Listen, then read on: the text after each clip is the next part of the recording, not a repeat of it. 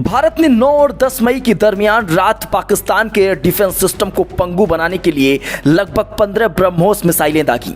भारतीय वायुसेना की इस कार्रवाई से असीम मुनीर की पाकिस्तानी सेना में हड़कंप मच गया, क्योंकि इस हमले में पाकिस्तान के 13 में से 11 प्रमुख एयरबेस तबाह हो गए।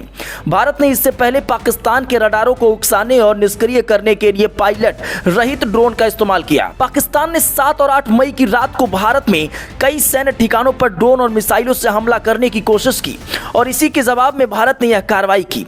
राष्ट्रीय सुरक्षा सलाहकार एनएसए अजीत डोभाल की सलाह पर ब्रह्मोस मिसाइल को इस मिशन में मुख्य हथियार के रूप में चुना गया। इंडिया टुडे की एक रिपोर्ट के मुताबिक ऑपरेशन सिंदूर के दौरान पाकिस्तान ने 7-8 मई की रात को जो श्रीनगर, जम्मू, पठानकोट, अमृतसर, लुधियाना और भुज जैसे उत्तरी और पश्चिमी भारत में कई सैन्य और रिहायशी इलाकों और ठिकानों पर ड्रोन और मिसाइलों से हमला करने की कोशिश की थी, लेकिन भारत के इंटीग्रेटेड एयर डिफेंस सिस्टम ने सभी खतरों को पहचान लिया और उसे समय पर नाकाम कर दिया था।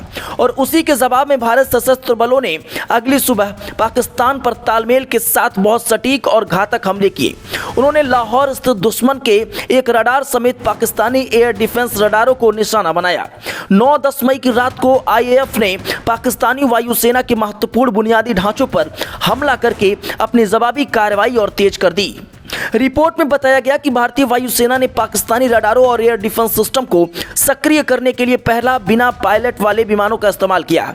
एक बार जब पाकिस्तानी रडार और एयर डिफेंस सिस्टम एक्टिव हो गए तो भारत ने उन्हें हारो और कामिकेज ड्रोन का इस्तेमाल करके पूरे सिस्टम को डीएक्टिवेट करके तबाह कर दिया। इस कदम के साथ ब्रह्मोस और स्कैल्प क्रूज मिसाइलों का इस्तेमाल करके आगे के मिसाइल हमलों का रास्ता साफ हो गया। इन मिसाइलों को ले जाने वाले फाइटर जेट ने भारत के पश्चिमी और दक्षिणी पश्चिमी वायु कमान के विमानों ठिकानों से उड़ान भरी और इन हमलों में भारत ने पाकिस्तान के सिंध में एक हैंगर समेत महत्वपूर्ण ठिकानों को टारगेट किया।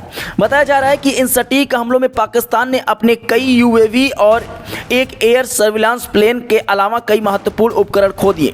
भारत की ओर से ये हमले इतने जोरदार थे कि पाकिस्तानी वायुसेना को नुकसान के कारण अपने विमानों को पीछे के ठिकानों पर ले जाने के लिए मजबूर होना पड़ा। यह operation chief of defence staff यानी सीडीएस जनरल अनिल चौहान की देखरेख में हुआ। एनएसए अजीत डोभाल की सलाह पर ब्रह्मोस मिसाइल को मुख्य हथियार के रूप में चुना गया। ब्रह्मोस का इस्तेमाल भारत की बढ़ती सैन्य क्षमताओं का एक मजबूत संकेत है। उत्तर प्रदेश के मुख्यमंत्री योगी आदित्यनाथ ने लखनऊ में ब्रह्मोस एयर स्पेस सुविधा के हालिया उद्घाटन के दौरान इन हमलों में ब्रह्मोस मिसाइल के इस्तेमाल की पुष्टि की थी। उन्होंने कहा कि अगर आपने ब्रह्मोस की कार्रवाई में नहीं देखा था तो पाकिस्तान के लोगों से पूछें।